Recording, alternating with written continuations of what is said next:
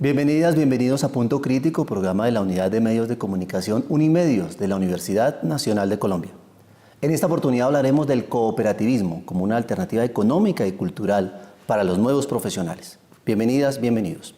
Nos acompaña en el estudio el profesor José Miguel Hernández Arbeláez, quien es economista de la Universidad de los Andes y magíster en estudios culturales de esta alma mater, docente del seminario taller Las Cooperativas, Alternativa Económica y Cultural, que se dicta en la Facultad de Ciencias Humanas de la Universidad Nacional. Profesor, bienvenido a Punto Crítico. Muchas gracias, Juan Carlos. Muy interesante que hablemos sobre las cooperativas. Así será. También nos acompaña Diego Álvarez, quien es sociólogo y magíster de la Universidad Nacional, docente universitario y asociado de la cooperativa Cometa, Cooperativa Multiactiva. Diego, bienvenido a Punto Crítico. Muchas gracias. Bueno, ¿por qué hablar de las cooperativas en el pleno siglo XXI, profesor? Es interesante. Creo que a nivel nacional y a nivel mundial estamos llegando como a una saturación del modelo económico neoliberal.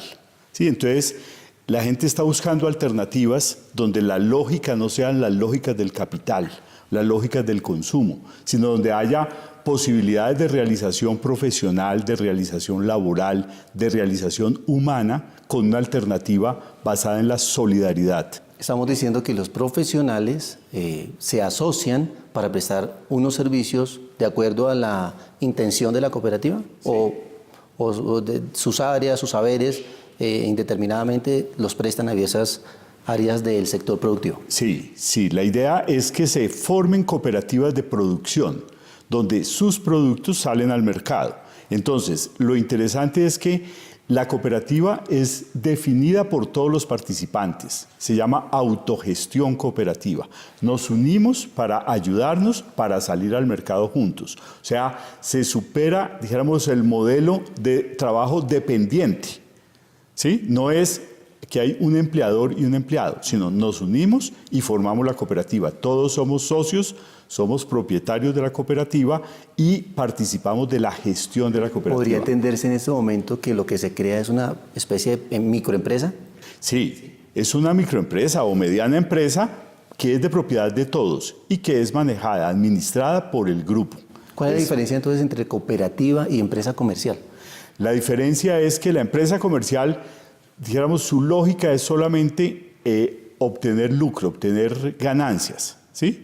Y dijéramos, si eso significa pasar por encima de derechos de los trabajadores, derechos de los consumidores, evadir alguna forma de compromiso con el Estado a través de los impuestos, etcétera, pues ahí buscan cómo. En la cooperativa no. La lógica es ayudarnos entre todos para prestarle un servicio a la comunidad. Claro, a través del mercado. O sea, salen los productos al mercado y hay que ser competitivos, productivos con todas las de la ley. Con un elemento diferenciador, buscar el bienestar de la comunidad que nos emplea. Sí, exactamente. Ok, Diego.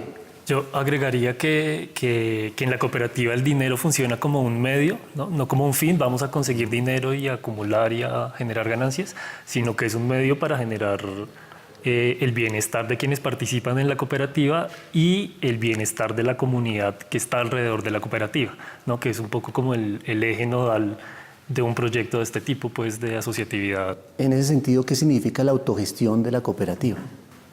La autogestión, yo diría que tiene que ver acá con que en la medida en que usted se asocia para crear un proyecto y llevarlo a cabo o llevar una propuesta de trabajo, es a partir de la cooperación entre los asociados que usted va generando las posibilidades de mover y de gestionar lo que quiere hacer, ¿no? Como el saber de José Miguel está en la economía, entonces vamos a ver cómo desde la economía aporta nuestro proyecto de cooperativa de servicios de educomunicación. Hagamos esta claridad para nuestros televidentes. Cuando hablamos de cooperativas, pues inicialmente pensamos en las formas en las cuales muchas empresas reclutan a sus funcionarios, a sus trabajadores a través de cooperativas. ¿Eso es diferente a lo que estamos hablando? Sí, sí. Esos son falsas cooperativas que están combatidas por el movimiento cooperativo.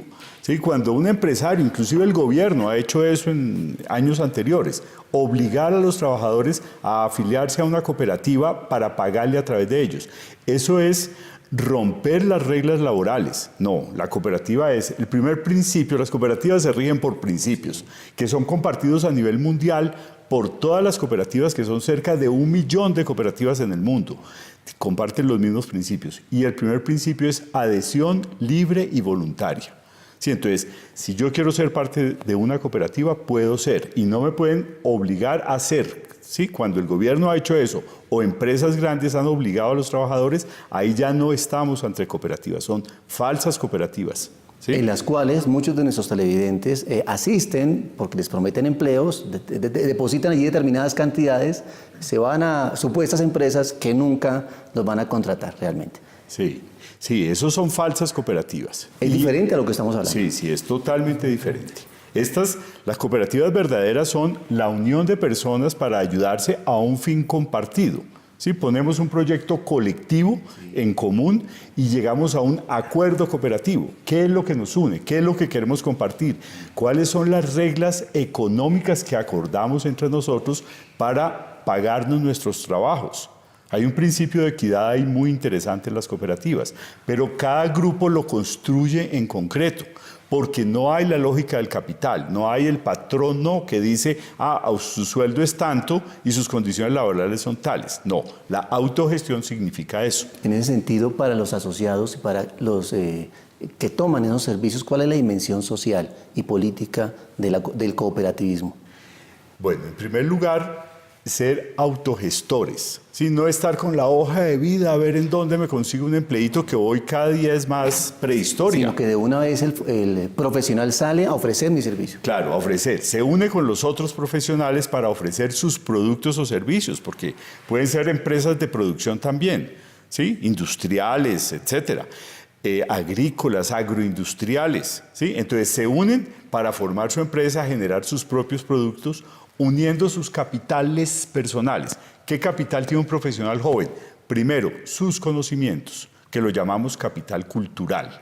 Segundo, su capital social, las amistades, los vínculos, las relaciones con los profesores, con sus familias, capital social. Y tercero, vamos haciendo un fondo de ahorro para que la cooperativa pueda funcionar. Pequeños aportes que dependen del acuerdo cooperativo. No necesariamente es igual entre todos. Quien tiene más, aporta más.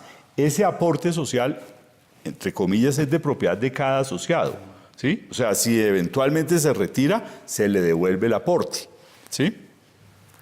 Habría otra, digamos, ¿no? Está como esa dimensión interna, ¿no? De esa dimensión social entre los asociados, y otra que estaría hacia afuera de la cooperativa, ¿no? Que es este principio de apoyo a la comunidad, que es uno de los principios que rigen a las cooperativas. Y las redes sociales de cada uno con las que llegan y con las cuales puede interactuar ofreciendo los servicios. Claro, un poco, pero ya va más allá de ofrecer los servicios para el trabajo, sino que va más de hacer una lectura del contexto en el que se está para ver en qué se puede promover procesos de fortalecimiento del comunitario, digamos, y de la sociedad, ¿no? Y que y en la medida en que es un principio, es diferente a la responsabilidad social de las empresas comerciales tradicionales, ¿no? Que depende de si quieren o no quieren. Acá la cooperativa lo hace como uno de sus ejes de trabajo. ¿En Colombia la legislación económica y política apoya este tipo de asociaciones y les brinda suficientes recursos, capacitaciones, en fin, no sé cómo decirlo?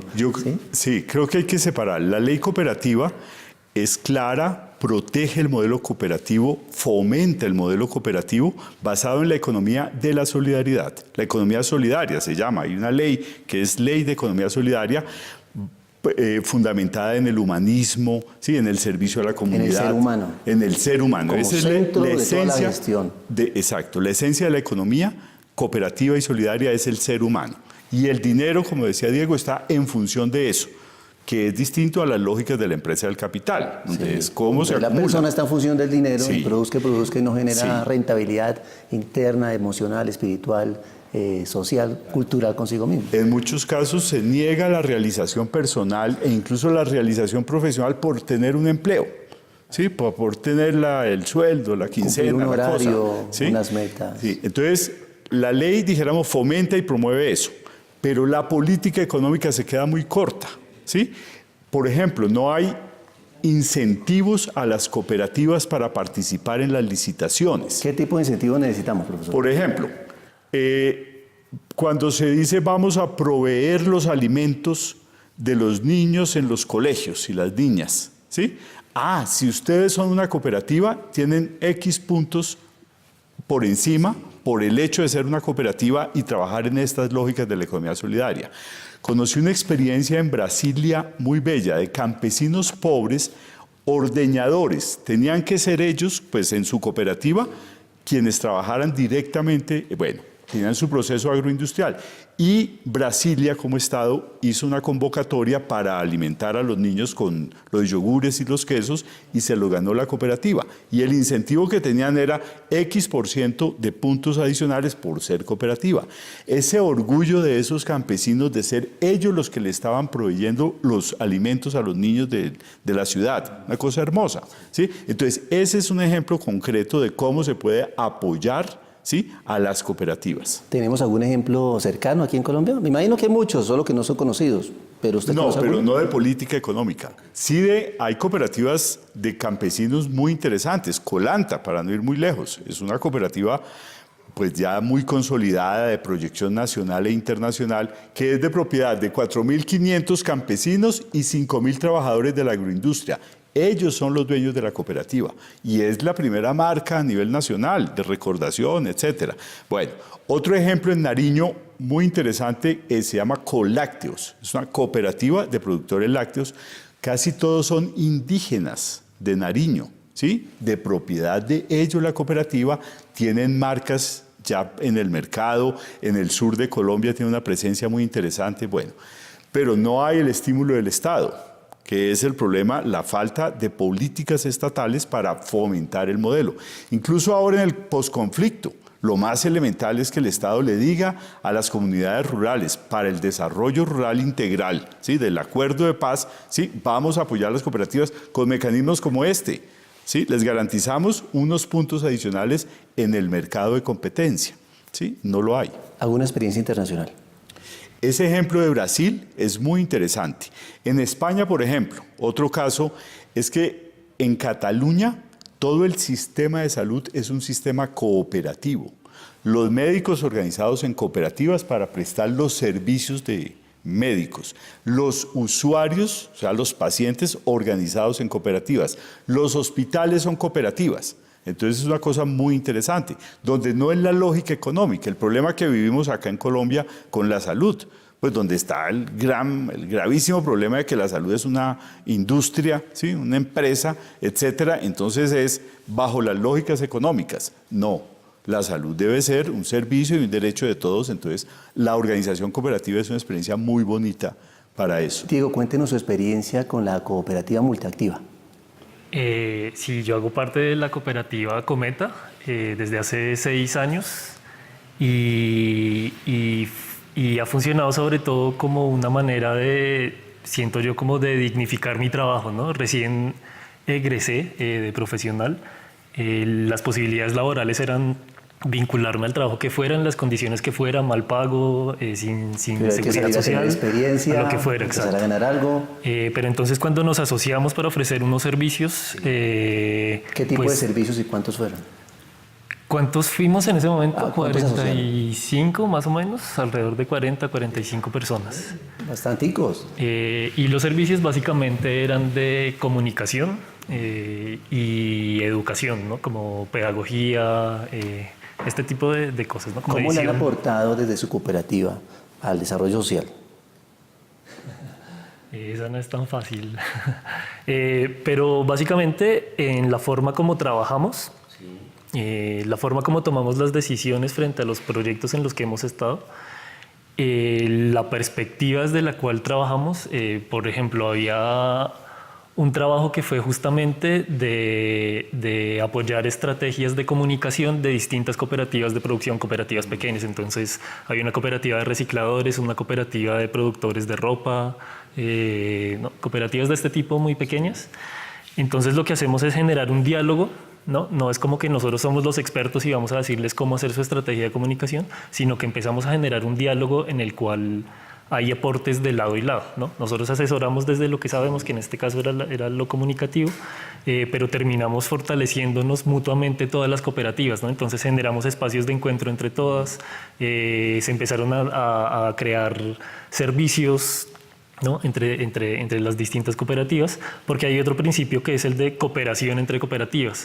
Entonces se fortalecen, todas las cooperativas terminan fortaleciéndose a raíz de la comunicación que se establece entre cada una, ¿no? Y un Entonces, enriquecimiento de las experiencias, de los saberes, exacto, de los sí. demás aportantes y presentes en las cooperativas. Sí, lo que me parece clave es que a veces uno piensa que el impacto social se deriva de específicamente decir vamos a hacer esto para la sociedad o para la gente o para tal población vulnerable. Y vamos a solucionar el problema. Exacto, pero no necesariamente es así, como que si usted dentro de lo laboral hace las cosas escuchando a la gente, teniendo una perspectiva de asumir la diversidad, etcétera, etcétera, es decir, cuando trabaja teniendo en cuenta las distintas situaciones de la población, usted de una genera un impacto social a través de lo laboral. Es decir, lo que es interesante acá es que lo que hace que la gente se asocie en una cooperativa es una necesidad laboral, pero esa necesidad laboral o ese vínculo laboral termina por generar unos impactos sociales solo por el hecho de ser el trabajo. Es decir, ya no es el trabajo visto como lo que tengo que hacer para sobrevivir, sino hacer bien lo que me toca hacer. Sí, exacto. Hacer bien lo que tengo que hacer, y es el trabajo como lo que me permite vivir y existir en el mundo. Con perspectiva social, con perspectiva del ser humano en el centro de esa labor. Exacto, es el ser humano en el centro. Así es. Estamos en una situación de desigualdad, una situación de posconflicto. ¿Cómo aportan las cooperativas a esta situación que estamos empezando a vivir? Ya sin guerra aparente, ya en una supuesta paz, es un estado ahí como que sí, como que no. ¿Cómo aportan las cooperativas, los nuevos profesionales, a esta situación? Las cooperativas pues son una alternativa para que los jóvenes profesionales se organicen y ofrezcan sus productos y sus servicios a través de la cooperativa a los mercados. Entonces, digamos, comienza a romperse la desigualdad. Es que el principio de la desigualdad es la concentración de la riqueza en unos grupos financieros, ¿sí? Hay un estudio de la Universidad Nacional muy interesante, del CIT de Economía, en que ellos dicen, un país al servicio de los bancos. 4 bancos controlan el 83% del movimiento bancario nacional, pero solamente tienen el 10% de la propiedad, o sea, trabajan con la plata del público. Entonces, ese proceso de desigualdad está originado en la concentración de la riqueza en los grupos financieros. La cooperativa es de propiedad colectiva, ¿sí? Entonces, ya ahí comienza a haber un cambio sustantivo. Los excedentes que genere la cooperativa, ¿sí?, son distribuidos entre todos los asociados con principios de equidad, ¿sí?, según lo que cada quien haya aportado. O sea, no según la propiedad de las acciones que se tenga, ¿sí? En el caso de los bancos o de las empresas de capital, la retribución al capital es por la propiedad, simplemente. En el caso de la cooperativa es por el trabajo, lo que cada quien ha aportado. Entonces es una alternativa muy interesante para el posconflicto, para las comunidades rurales, para los campesinos y propietarios medios, sí, que se enfrentan a unos monopolios gigantescos en el mercado. Entonces, unidos pueden tener capacidad para enfrentarse. Mira otra experiencia de Brasil.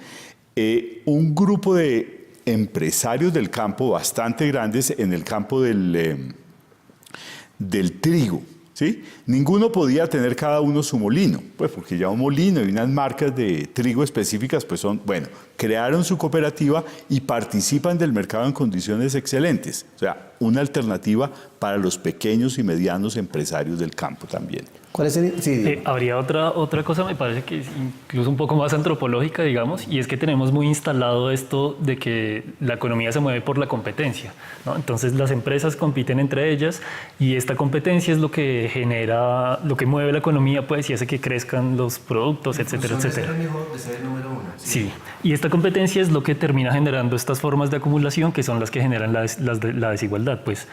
Pero uno no se da cuenta que si bien la competencia sí existe y sí ha sido clave, pues, en el desarrollo de lo económico, la cooperación también es fundamental. Es decir, la competencia no existe sin cooperación, ¿no? Entonces, si una empresa compite con otra empresa y estas compiten con otras empresas, las cooperativas no compiten entre cooperativas, las cooperativas cooperan entre cooperativas. Comparten su conocimiento. Exacto. Entonces, cuando reinstalamos este principio de cooperación y lo ponemos un poco por encima del de competencia, es posible generar formas ya de crecimiento económico que no tiendan a acumular y hacer crecer la desigualdad, sino que tiendan a redistribuir los ingresos que se generan para que la desigualdad decrezca. Actualmente se presenta un fenómeno, y podríamos decirlo así, que los profesionales que están saliendo y ya quieren montar sus propias empresas, ya quieren generar sus propios recursos, ya quieren ser ellos mismos los proveedores de servicios directamente. ¿Qué porcentaje de ellos está inclinándose por formar esta asociación, por hacer parte de las cooperativas? No, hasta ahora es muy pequeño, hasta ahora es incipiente y experiencias como Cometa pues todavía son pocas. Ya hay, por supuesto, en Colombia, por ejemplo, hay una cooperativa de locutores, una cosa muy bonita. Entonces tienen una capacidad para negociar con las grandes empresas de la multimedia, ¿sí? De audios, etcétera, condiciones de equidad y de respeto. ¿Sí? A partir de una huelga, entonces se organizaron una cooperativa y ya las empresas los tienen que contratar a través de la cooperativa, condiciones de negociación. Entonces, digamos, sí se están dando ya casos muy interesantes. Por ejemplo, otra experiencia muy interesante en Colombia es Copidrogas. Esas droguerías de barrio que tienen el sellito de Copidrogas, pues son una cooperativa que reúne a cerca de 4.000 pequeños droguistas de barrio. Entonces ya Copidrogas tiene una capacidad de negociación con las grandes multinacionales excelente, porque está comprando para 4.000 o más puntos de venta en los barrios de Colombia. ¿Sí? Entonces son pequeñas unidades económicas, pequeños comerciantes de las droguerías que se unen para fortalecerse. Hay también otra experiencia muy bonita que se llama Coratiendas. O sea, los tenderos unidos también para comprar y tal. Y ya tiene un peso específico importante en los pueblos, en los barrios. Cooperativas de tenderos. Como es el tema de momento, ¿cómo evitar que la corrupción permee estas formas asociativas? Está así. Claro, es un proceso muy de largo plazo, ¿no? Porque la corrupción no está tanto en las formas asociativas, sino en las personas. No, por supuesto, no. Claro, eso me refiero, sí. Es decir, es una cuestión ética, ¿no? Sí, y de nuestra formación ética humana, del profesional. Sí, total. Y nuestra ética pues se quiebra muy fácilmente, ¿no? Entonces, la gente apenas ve la posibilidad de poder ganar algo más, aunque sea por encima de otras personas, pues lo hace, ¿no? Entonces, digamos que el cooperativismo en ese sentido también tendría algún aporte en la medida en que lo educativo también hace parte de sus ejes de trabajo, pues, ¿no? De lo que vincula. Perdón. Y lo interesante, esto de la educación cooperativa, que es otro de los principios de la cooperativa, es en torno a unos valores que comparten los cooperativistas en todo el mundo. Primer valor, honestidad. Segundo valor, transparencia. O sea, la cooperativa como asociación de personas se construye sobre la confianza. Y la base de la confianza entre nosotros es, somos honestos, tenemos que ser honestos. El respeto, la comprensión. Claro, sí, y una práctica ética, sí, de respeto por el otro, como ser humano, y de respeto por las formas económicas que hemos acordado, ¿sí? Entonces, el fundamento, dijéramos, de que las cooperativas puedan ser una alternativa a la corrupción es muy importante, porque se fundamentan en la honestidad y la transparencia. ¿La Universidad Nacional cómo está aportando en este tema? Brevemente. Diego. Está abriendo un par de espacios en la Facultad de Ciencias Humanas, una con un curso de extensión justamente sobre este tema, ¿no? Porque el cooperativismo es una alternativa para los jóvenes profesionales. Y entiendo que hay otra iniciativa desde Bienestar, como para generar unos talleres de cooperativismo para que los estudiantes de últimos semestres conozcan la posibilidad que tienen de asociarse. Ahí estamos incluyendo la educación, profesor.